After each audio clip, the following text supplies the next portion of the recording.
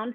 So welcome everybody. My name is Sue Kuentz, and I am the president of the San Antonio Storytellers Association here in San Antonio, where we're quarantining again, probably for a while. So what better way to get together with friends but through our story night. We appreciate that each and every one of you are here. We're here for an hour. We'd like to extend it if you all at the end think that we could extend it for a little bit longer and get more tellers on there. We just wanted to get your feelings later on. I know several of you have viewed several concerts and gatherings like this before. So tonight we have a fabulous group of tellers among us and three fabulous star spectacular tellers that have or that are honoring us tonight with their storytelling. And before we get to them, I wanted to see if Darci Tucker was here. Darci, are you in the audience yet? Okay, well then I'll wait to make her announcement. John, would you like to say something? Hello. There are some documents posted in the chat, so you can see upcoming events and even the opportunity to speak at a future story night. So look at the chat, and we always enjoy donations, and the donation jar announcement is also in the chat. Just look at the files right there. Thank you so much, John. We actually received our very first donation, I think, ever, because we finally got our donation PayPal going. So we'd like to say a huge thank you to somebody in Canyon Lake, which is close to me, and would love for you all, if you feel that the tellers are worthy enough, the storytelling donations would definitely go to workshops that we do put together for September, and then hopefully in the spring. And we already have one in the works from a wonderful man in Germany. And maybe I can get Mary Grace to talk about that a little bit later on in our storytelling. So without further ado, I know you didn't come here to listen to me. I would love to introduce to you our very own San Antonio Storyteller member and board member, John Hale, who is also our host for this Zoom. He and Karen Archer have really done wonders to make this work for us. And he is an amazing man.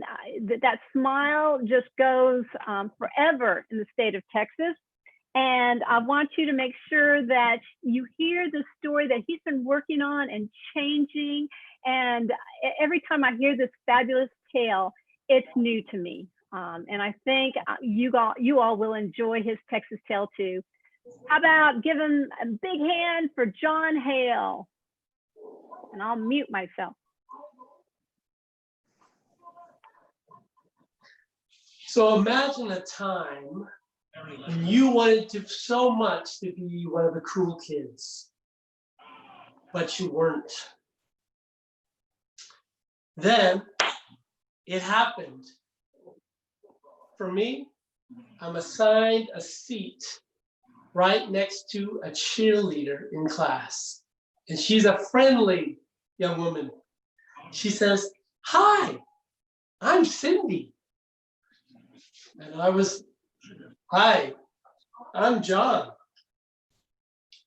Later in the hall, she sees me and she's like, hi, John, hi, John.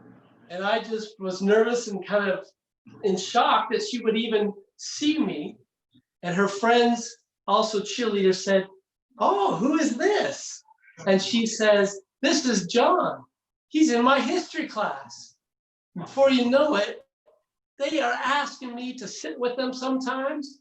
And I feel like I finally arrived. I'm sitting with the cool kids, the cheerleaders, some of the basketball players, the football players. But I just hope they don't find out that I live on a farm. I'm a goat roper. That's what they used to call people in my area out in Central California, goat ropers, because most of the people lived in town and had nothing to do with any animals. So I didn't want to be known as a goat roper. After all, I didn't even have any goats. So I just kept it a secret. And nobody knew that I lived on a farm and that I milked a cow every morning. So how did this all happen? Well, let me back it up a little bit.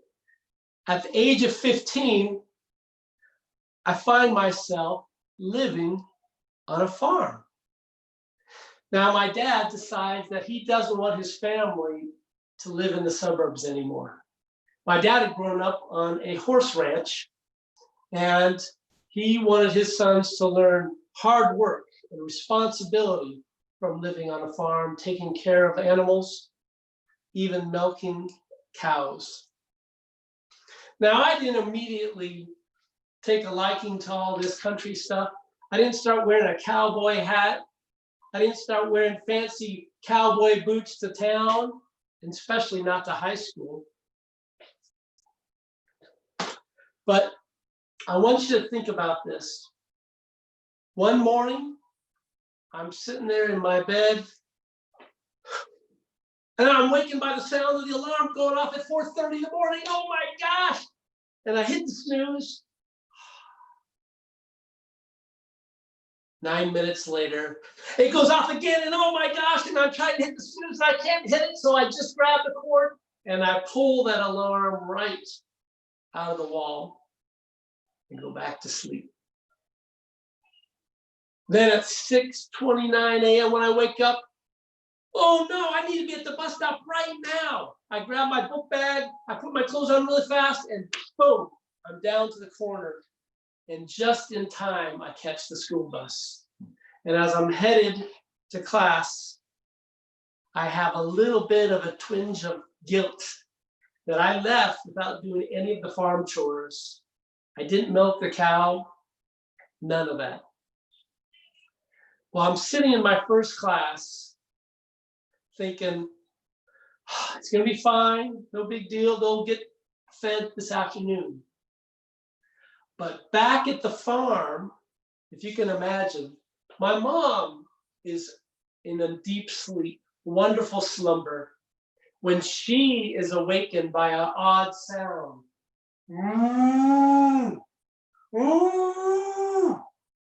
It's not the regular sound of the dairy cow. It's the sound of a dairy cow in pain, in great discomfort. You could say that this dairy cow was in utter pain. So my mom was rather irate. She jumped out of bed, got dressed, got in the van, and drove straight to my class. Now she knew my teacher, so she walked into that class and she pointed, well, she looked at the teacher and she said, "Excuse me a minute, Judy." She said, "John, you left home this morning, you didn't do the chores, and the dairy cow, Sweetie Pie, is bellowing. You get home right now and you milk that cow." Oh my gosh, everybody in that class was shocked. Eyes as big as saucers. And then after a few minutes, they all started giggling and laughing. And I just wanted to be invisible. I just wanted to be sucked up into the ground, a giant hole. I slipped out of that room and took care of my chores.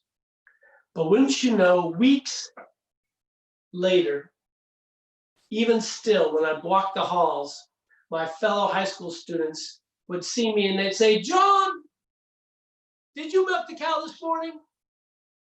Oh man, it was so embarrassing.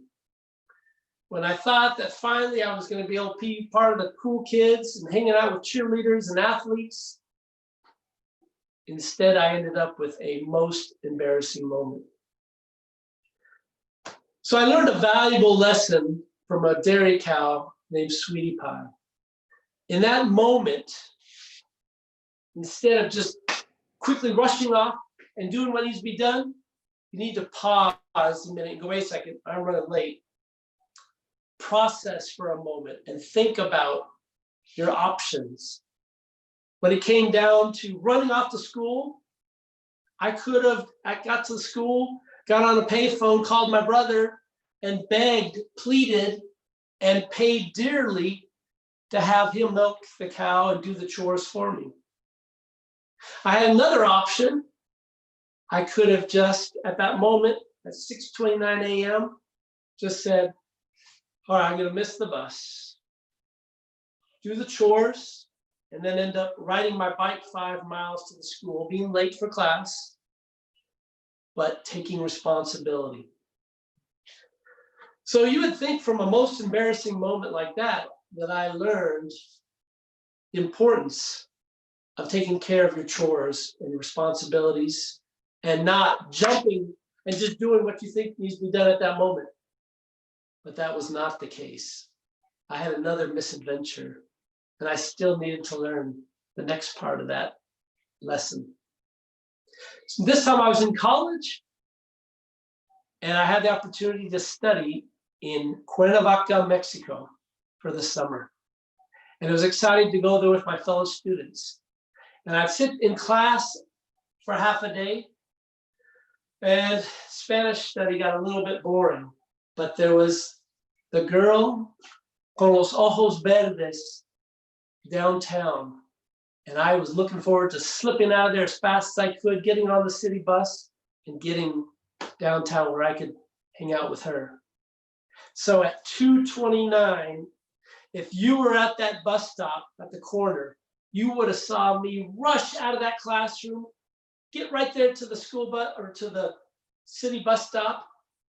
And when that bus pulls up, it was full of people. It was absolutely packed, not room for one more. But I said, I got to get downtown right now to see La Chica con los ojos verdes. So I took one step on that first step on the bus. And as I was in the doorway with my body halfway hanging out, there was a giant man right there that blocked, and I couldn't get any closer. But I figured I'd be okay. I've seen people do this before. So there I was hanging on to the outside of that bus, just barely on that bottom step. And at first it felt pretty good. The wind blowing in my hair, and back then I used to have long, thick hair, and just feeling the cool breeze felt so good. And I'd kind of lean out a little bit, enjoy being on the bus like that. All of a sudden, two big hands reach out, grab me by the throat, grab my collar, and pull me into his chest, right there inside the bus. At that moment, I'm shocked, I'm mad, I'm confused. And a utility pole goes past the bus, inches away from that doorway. If I was still there, that would have taken my head off. All I could do when I'm sitting there smashed into that chest of that big man in the doorway is look up and say, gracias. And he got the biggest smile on his face, and all he did is just patted me on the head and just kept on smiling. And I remembered a dairy cow named Sweetie Pie, and remembered what happens when I rush to get something I want and ignore thinking about the choices and the repercussions. So when you have that option, pause for a minute and think about your options so that you don't have to have a most embarrassing moment, and you don't have to have a situation where you nearly lose your head in Mexico.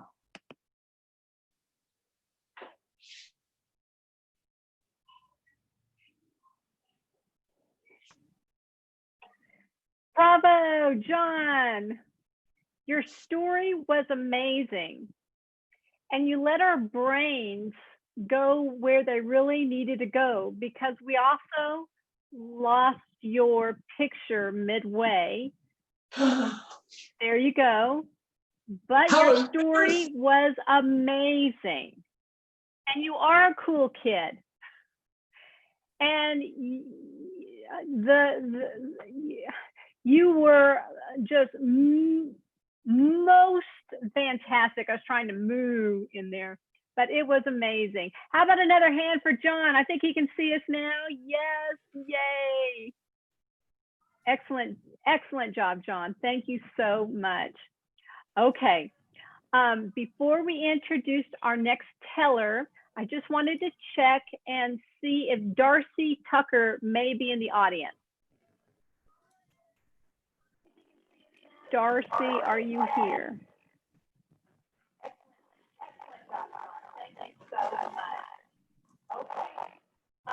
Okay, I'm not sure. I don't see Darci. I see a lot more people that have come on, so thank you all so much. I'm going through the chat because the chat will kind of let me know who all is here. Mary Grace Kettner's birthday is today, and lots of folks have wished her a happy birthday. Kay Tabola is here from the Houston area, looking wonderful. Philip Drexler is here from Austin. Shelby and Sago are here, yay! Fran Stallings is here all the way from Oklahoma. Mark Bobineau is here. Peggy and her very handsome husband are here. Jean and let's see, Elizabeth Ellis is here from Dallas. Karen Archer is one of ours. And I think that's all I see online. Don't forget to put your name in there so that we can have a count of who all's here. I see Javier is here. Javier told stories our very first time to go Zooming, and he was amazing. So we've got some, oh, and I see Donna Ingham, yay, Donna's here too, which is fantastic. So let me just go ahead and tell you what I was gonna say. With Darci Tucker, you'll see it in the handout that is in the chat box, but Darci is going to be doing 3 days of the Independence Day, celebrating 3 very strong women of the Revolutionary War. And her information is in the chat box towards the very top. And if she comes in, maybe she could tell you more. I know that her time, I can't remember where she's from. I can't remember where she's from, but it's off by about an hour. So she may stop on in. Virginia. I'm sorry? Virginia. Okay. So just wanted you to know, because that's going to be coming up also pretty soon, like tomorrow. Also, Tim Tingle's Doc Moore Storytelling Guild will also be telling tomorrow. He always asks for guests to tell, and that's going to be tomorrow night. And that information is up there also. You would just email Tim at timtingle@hotmail.com, I think. Yeah. And he will get you the link. So there we go. And I see I see some Irish people down here. Jane McDaniel is here all the way from Ireland. Wave, Jane, I see your face. If you can't see us, no worries, we can see you. So, and I see Nathan, who's one of our youth tellers. He's amazing. So we've got a lot of great people here. And thank you, those of you who are brand new to Zoom with us, thank you for being here. Oh, I see Suzanne and David, my best of best friend from Japan when we were in 2nd, 3rd, and 4th grade. So here we go. Without further ado, let me introduce to you another fantastic teller and wonderful friend to so many of us, Kim Layman. Kim has been instrumental helping so many of us become even better storytellers. She's the most talented young gal I've ever met in my whole life, who has energy that just is nonstop. She tells all over the state of Texas and beyond. She not only tells, she sings, she knows how to play just about every instrument there is, including a kazoo, and she is amazing. She does workshops. She's part of the Texas Commission on the Arts. And just this past year at our Tejas Storytelling Festival, She was our latest recipient of the John Henry Falk Award, which is the most prestigious award, in my opinion, that Tejas gives to extraordinary folks. And so with that said, you all have an opportunity to hear her right now. Let's go ahead and give her some hands. This is for Kim Layman. Thank you so much. You're welcome. Can you hear me all right? Is everything all right? Good? Okay.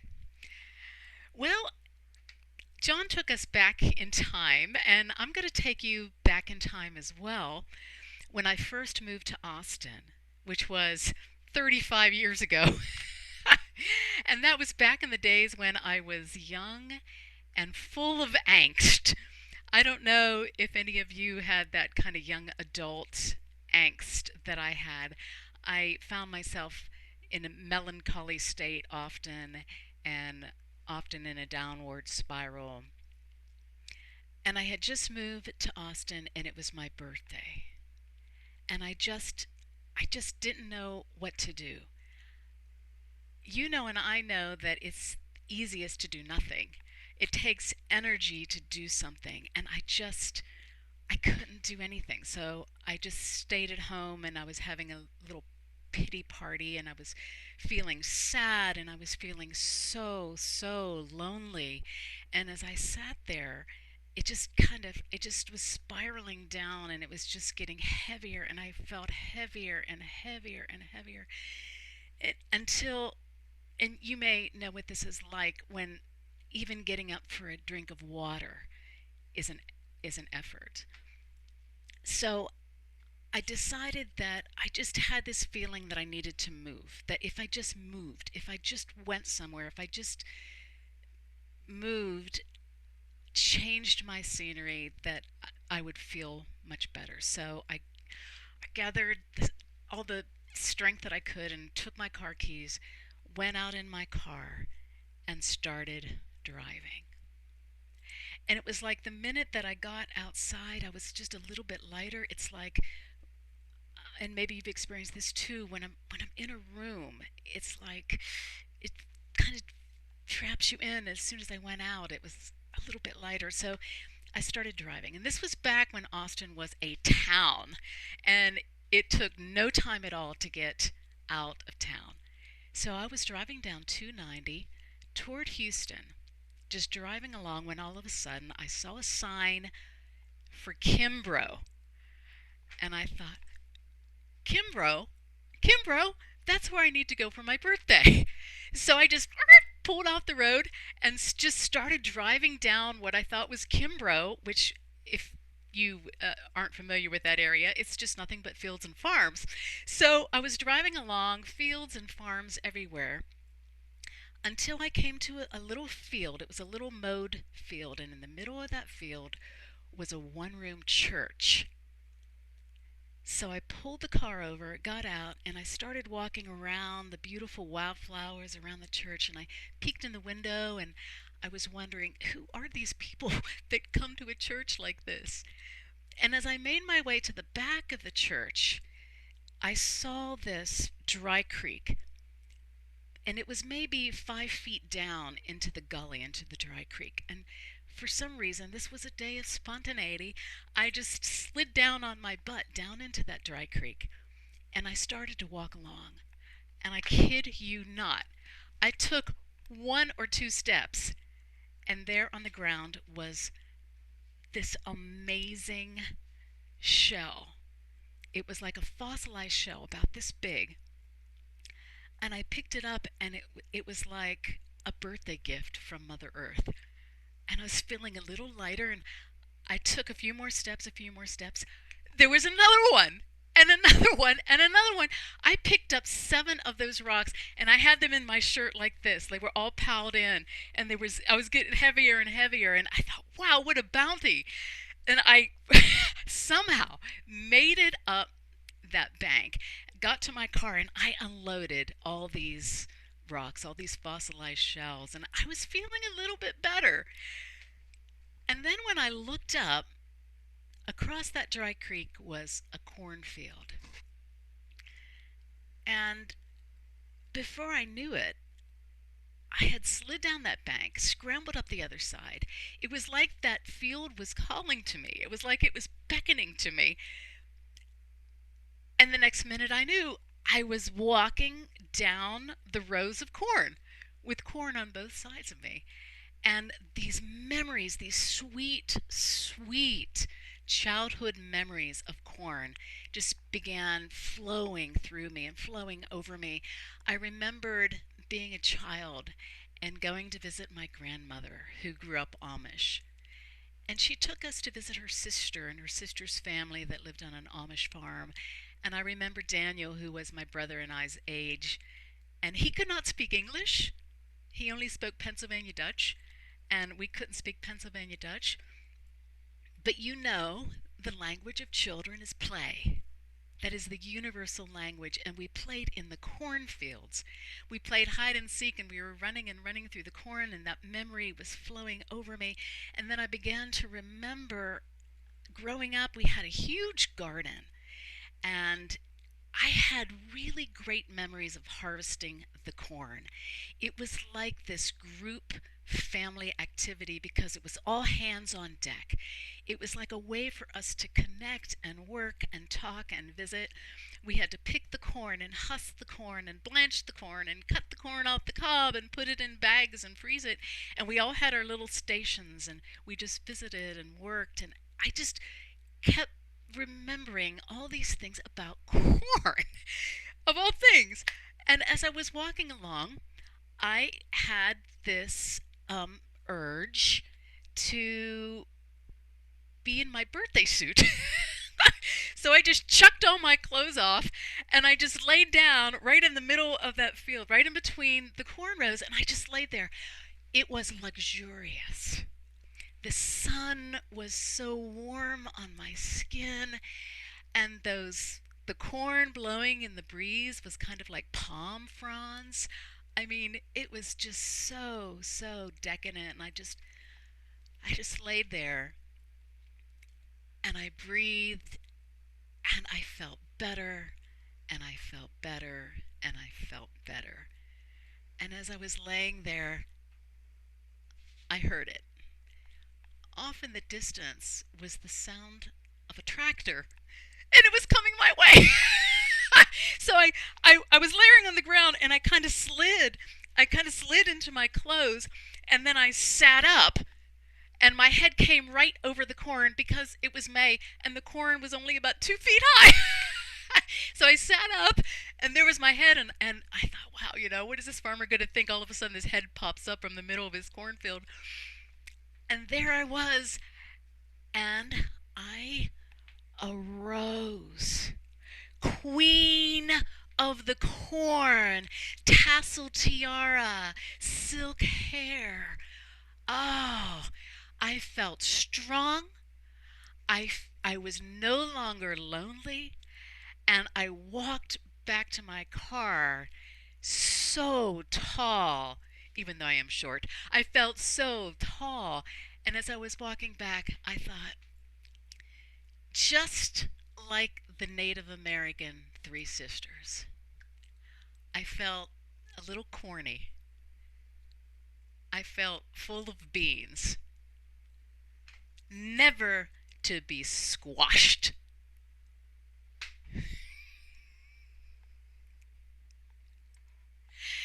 And I do have a show and tell. This is one of the shells that I picked up 35 years ago. I had 7 of them, and I have 3 of them left. And I've carried it with me in all the different moves that I've made in those 35 years. So every time I see this shell, I think of connecting with nature and lifting myself up on my birthday. Wow. Yes, yes, yes. That was amazing. I think you talked all of us, Kim, into finding a cornfield and just dancing in it. Maybe not nude, but dancing in it. You brought back memories, I think, to all of us. So thank you so much. I suspect a lot of you have cornfield memories. A lot of our parents were farmers or grandparents were farmers. I remember that. I remember some new people in the fields in Ohio also. I learned a lot back then. I think I was 8. But Kim, thank you so much. All right. Our next storyteller. Oh my gosh, she's actually far, far away from us right now in the state of Washington. But she really lives in Dallas. And I have grown to love this girl. She is amazing. I really thought she'd been a famous storyteller all her life, and I was the one that never knew it until about 5 years ago. But then I realized she really had, even though she's probably been storytelling all of her life, she's such a natural, that she actually was a rising star at the Tejas Storytelling Festival and realized, hey, this is where I belong. These are my people. And I don't know what took you so long, but I am so glad you found us. We love you. She is also a big Texas liar, which I think a lot of kids, when I say that, they go, ooh. But I have to explain to them that, you know, it's quite a big deal to be a Texas liar. And it was just, I think in 2018, she was declared the Texas big liar at George West Fest, which is pretty amazing because we've got some big liars right here in this group who have all won there, which I'm so happy to see all of y'all. So I think Shayne is going to, if you don't know Shayne, you will know her and you won't forget her. And I'm so glad she's joining us all the way from the state of Washington. That beautiful red hair of hers. Let's give her a big hand. Thank you, Shayne. Thank you so much, Sue. Yes, and I saw Donna earlier. So Donna did the workshop on the Liars Contest, and I drove to Waco from Dallas to go to her workshop because I was like, I want to win this. Like, I want to try my hand. Like, storytelling in our group is very non-competitive. And so like, I wanted to see like, how good am I really? And like, but taking Donna's class, like she gave us like the sure shot to get it done. So I really appreciate her for that. And all the storytellers that teach me so much. So one of the things like I really struggle with is like what story to tell. And Sue and I were sitting together. I'm not going to take you too far back. I'm going to take you to March 2020. And Sue and I were sitting in a workshop together at the Texas State Storytelling Festival. And the pandemic was just starting to hit the news in America. And so some people had opted not to come to the storytelling festival that were tellers. And I will have to say like a huge honor that I was a featured teller at the Texas Storytelling Festival, but I was one of 35, but that's still a great honor. Not the usual one of 4, but one of 35. And so I was already honored. I was already in such great company, but then people were deciding not to come. And so they were trying to fill in gaps and rearrange things. And so a lot of us who were there were being asked to do different things or fill in some gaps. And there was kind of, it was beautiful symphonic chaos, but it was chaos nonetheless. And so I had heard that maybe I might be telling in a Friday night concert. Would I be willing to? That was the question, called The Power of Story. Now, I am new to the storytelling, and one of the things like telling a story that I hadn't planned or prepared or rehearsed was part of my fear, because I never know what I'm going to say, and I don't know how to wrap it up, and I'm not good with timing, and I'm new, and all of these things. And so I was really worried. But Sue and I sat and talked, and I decided that I wanted to tell how I got into storytelling on that night. And but then it worked out that much more qualified storytellers got to do that, and I got to so the festival was canceled in the middle, but they put me on because my stories were on Saturday. They let me tell one of my lies during dinner, which I learned a valuable lesson in. That is that it is very, very difficult to compete with food. So valuable lesson that I learned in that. But in 2015, I was the primary caregiver for my mother, who had been diagnosed with a reoccurrence of her breast cancer that was in her liver and in her bones. And basically they had told her, you know, you may not die of cancer, but you will die with cancer. And they treated it like a chronic illness. And it was getting worse and worse and worse. And when you're in that position of caregiver, you realize that this job is going to end badly. Like, and that if the more of your life that it consumes, that you realize, like, well, I realized, like, I have got to reclaim my identity to be somebody other than caregiver, because it was taking up so much of my time. And like, I knew that when this role as caregiver ended, that it was going to leave a tremendous void in my life. And I needed to make sure that I had something to fill it up. Now, at this time, I was living in Kaufman. It's where the town that I grew up. And the only thing that I had found fun to do in Kaufman when I had moved back to help my mother was work at the tea room on the square with my best friend, Lori. But she had sold the tea room. And so the person who owned the tea room now was not as much fun. And so I had to like drive to Dallas to go find anything to do. And so I saw this class called The Artist's Way, and it was something that I was very familiar with, but I had never taken this class. And I thought, okay, well, this will help me get in touch with whatever I need to do with my life from here on out to kind of fill this void and kind of reclaim my identity. And so, but I was like, oh, I'd be driving to Dallas for, you know, an hour to Dallas. I have the class for 2 hours and drive an hour back. Like, can I afford that, to do that in time and energy at once a week?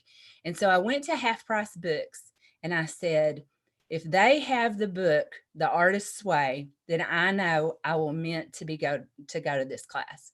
And so I went and looked for it, and I wasn't quite sure where it would be in the bookstore. So I went to there's at the flagship store in Dallas, and I went to this beautiful round desk that they had. And I asked one of the probably 7 or 8 or 9 people that were there. I picked one and said, do y'all happen to have The Artist's Way?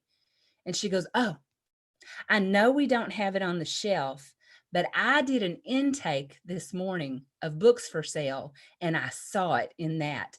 Let me go get it for you. And I was like, okay, that was meant to be. So I did the investment of driving to Dallas and doing The Artist's Way. And for those of you who are not familiar with it, I call it the 12-step program for creativity. And one of the things that you do on a weekly basis is to take yourself on an artist date.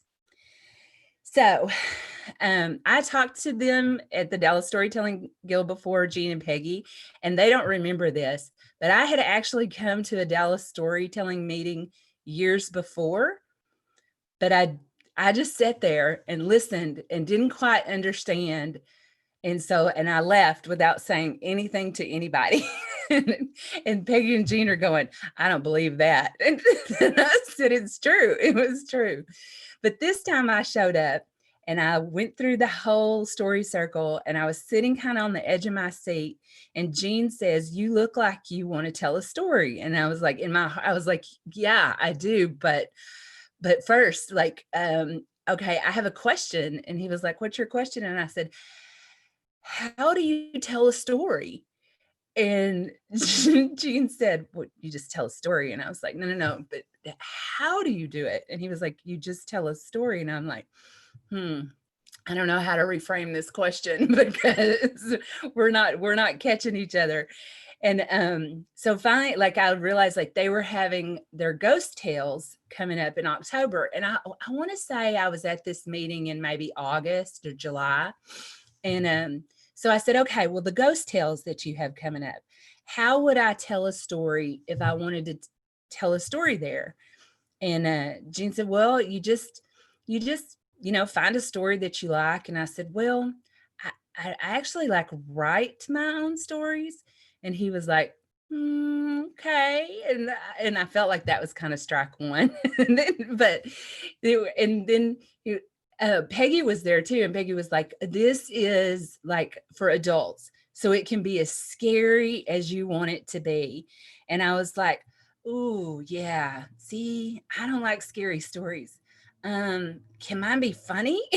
And I felt like, strike two. And I was like, oh, like I'm not doing this storytelling thing very well. And finally they said, and because you haven't told a story with us and you're not a member and you're new, you're going to have to audition. And I said, that would be great, because whatever happens in this audition, they're going to tell me what I'm doing wrong and doing right. And that will answer my question about how to tell a story, even though like I haven't figured out what I'm doing yet. And so this was on a Wednesday night. And the very next day, my mom had chemo scheduled. And at this time, her chemo was an all-day thing. And so we went in and we got set up and everything. And I always went to chemos with her and everything, so she wouldn't be alone. But she would always fall asleep, especially on these all-day ones. So when she fell asleep, I started writing a story based on this ghost story that my cousin elaborated over the years to like scare us. And like we all started telling this ghost story right through the years. But it was just the ghost story, just the event that happened.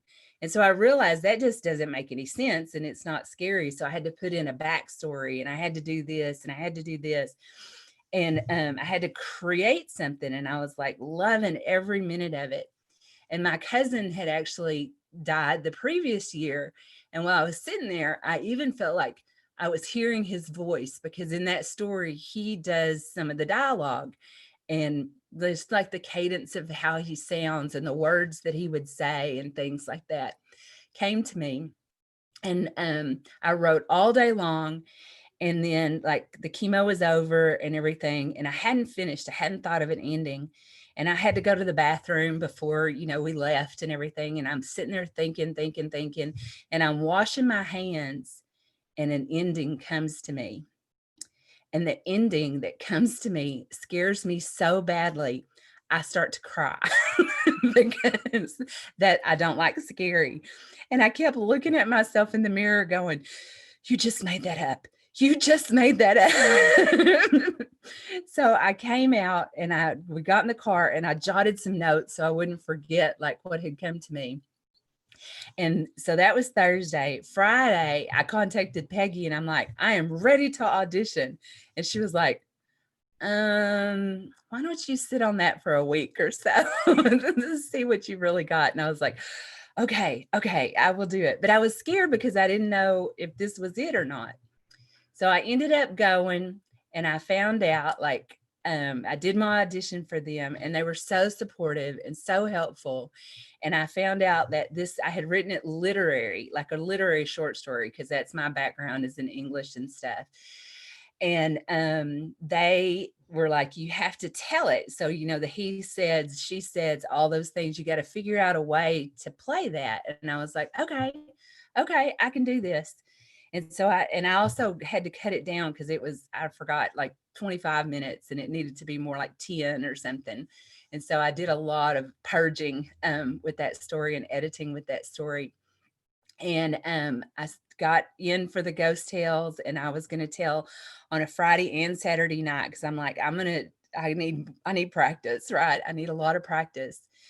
So when I got up on Friday night, I had rehearsed it so much that my friends told me that I was flawless, but I actually had what my therapist called was a disassociative moment because I had such tremendous stage fright that I just completely blacked out.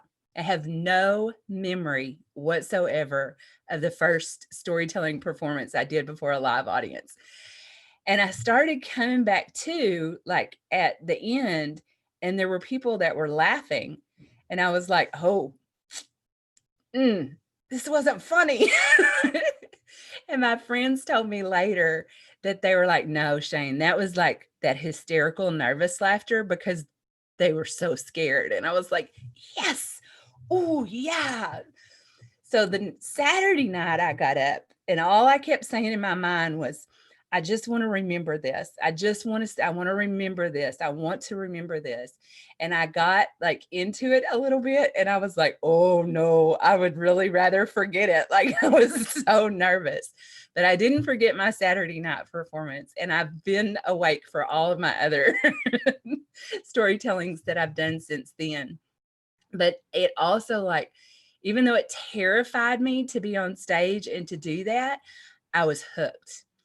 And so I got then like nominated to be the rising star. And I was just like, this is it. Like, I am so excited. I'm through the roof and just never, ever wanted to look back, and found, just different opportunities to tell. And like I wanted to be in the George West Liars contest, and I took the workshop from Donna, and I've taken other workshops, and just the tremendous generosity of the storytellers who've shared their experience and how to do this. And one of the things that I will say that is kind of leading me to the next level of my personal growth as a storyteller is something that I learned from Adam Booth, who was a featured teller at the Texas Storytelling Association, and just mesmerized me with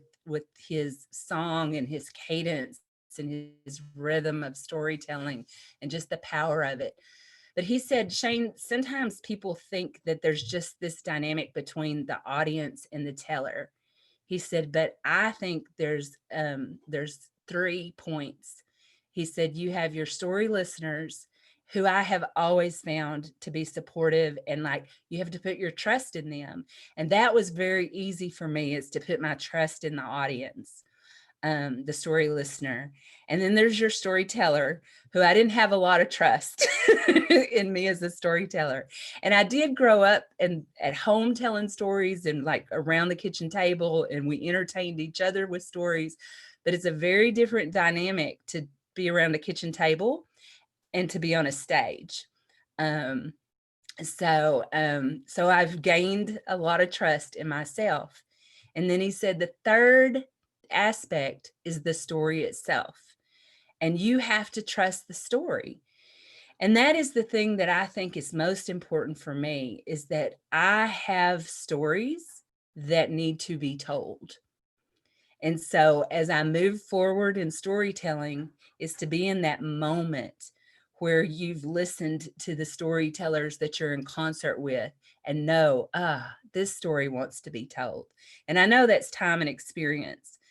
But I also have realized through all this that I am such an advocate for the story. And so I want to be the cheerleader for anybody that wants to be a storyteller, because we all have to be that medium through which that story comes through to the listener. And so I'm like an advocate for people to find their voice and then to find their platform, because there are so many stories that need to be told. So that would have been the story that I would have told on the Power of Story of that Friday night at the Texas Storytelling Festival, if that opportunity had been given to me. But I have another one from Sue, who gave it to me now. So thank you. Thank you very much. Thank you so much. Oh, you are an advocate. I think you talked everyone into joining the San Antonio Storytellers. Yes.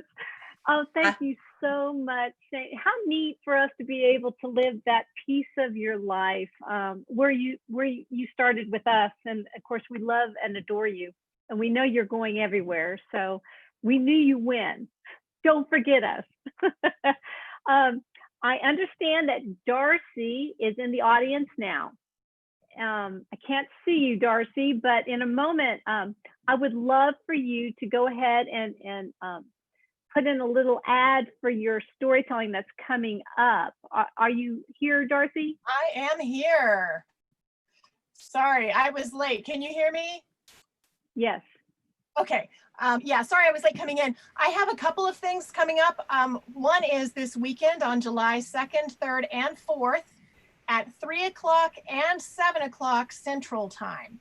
I'm going to do my whole play, Revolutionary Women, Loyalist, Patriot, Undecided, a Loyalist spy, a Patriot soldier, and an undecided camp follower who were involved in the American Revolution. It's the play that I do all over the country, and I've never done it live online for the general public.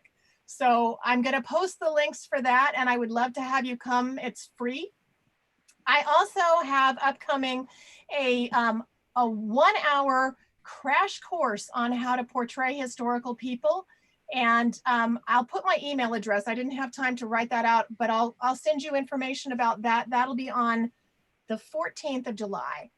And then in starting the 28th of July, I'm going to do a 4-week, 2 hours each week course on how to do character interpretation, how to portray historical people, so that you'll have the time to actually develop a character. And by the 4th week, you'll be able to perform something. So again, if that sounds interesting, I'll put my email address in and I'll let you know about those two. So look for links for Revolutionary Women this weekend and links to the other things that are coming up. And yay, this is so fun to see all these familiar faces.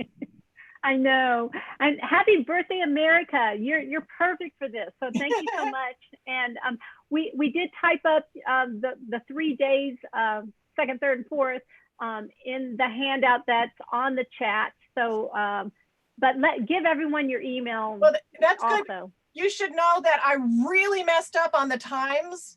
I had Eastern time right, but I really messed up on Central Mountain and all that. So I went ahead and put the Central Time.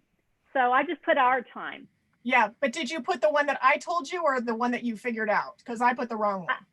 I figured it out from your Eastern time. So yay, thank you. We're only an hour different, I think. So yes, we are. Yeah. Okay, awesome. So with that said, if John Hale could put on our donation jar page also, if you're around, what I wanted to say is Mary Grace, who's in there somewhere, Mary Grace and I and Veronica, we have been working on getting a workshop person for September. And without further ado, Mary Grace, I'd love for you to tell everybody our little secret of who we think we're going to have September the 5th. We have invited Richard Martin of Germany, who is an who is a Brit, an English-speaking teller who lives in Germany. And if you are on the Storytell listserv, you have seen some of his charming additions to the storytelling conversations that go on there. The other thing that's exciting for us is that Richard is from Darmstadt, which is a sister city of San Antonio. So it's kind of like we've been waiting for probably 8 or 10 years since we became sister cities for Richard and us to get to do something together. And having to do this on Zoom got our little subcommittee thinking about how to do something that you can only do on Zoom that we couldn't do if we didn't have this, and I'm going to call it an opportunity to go a little further. Richard is calling his workshop Tell the Listener, and he bases that on an old storytelling aphorism, which says that, which goes like this: the amateur tells the words, the professional tells the story, but the artist tells the listener.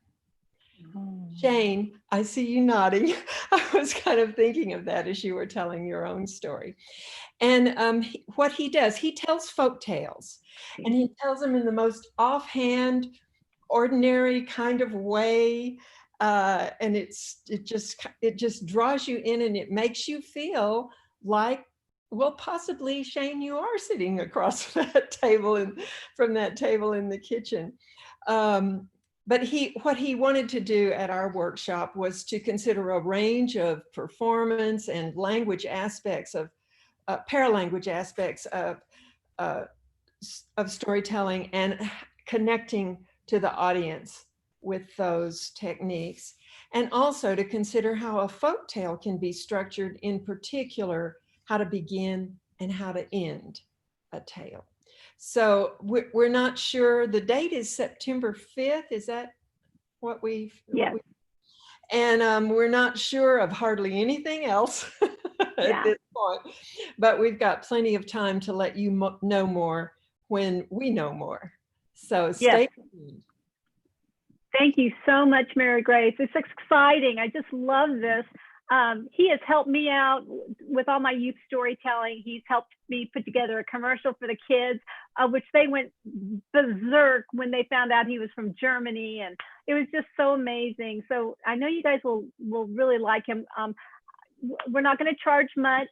And with that said, we are asking, you could even give $1 if you want to give $1. You can give nothing right now because this is free, and it'll always be free to you. But if you feel the urge to help San Antonio storytellers out, you can go to our webpage, which is sanantoniostorytellers.org, and we have the PayPal right there. Or you can go to PayPal me/SA Storytellers. We have that on the chat box towards the top. You know, you don't have to even do it tonight. We'll be doing our Zoom every month. And so feel free to join us. We love having each and every one of you here. I know we're running out of time, but I just wanted to make sure that you know that our next storytelling session will be the first Wednesday in August. And wherever you're at, hopefully we'll be out of this quarantining and everyone's wearing their masks, and hopefully some of you will be able to go on vacation. But wherever you're at, bring your computer and we'll be there with stories, because as you know, stories right now are so very, very powerful. They're certainly helping me get through this time. And thank you all for sharing. How about another hand for John Hale and Kim Layman and Shayne Larango? You all were just amazing. You brought so many stories forth in our own memories. And of course, I want to write down everything so my stories can begin again. So thank you for that enrichment. We love and adore each and every one of you. Come back. Tim Tingle's storytelling is tomorrow for his Doc Moore Storytelling Guild. That begins promptly at 6:00 p.m. All you have to do is email him at timtingle@hotmail.com.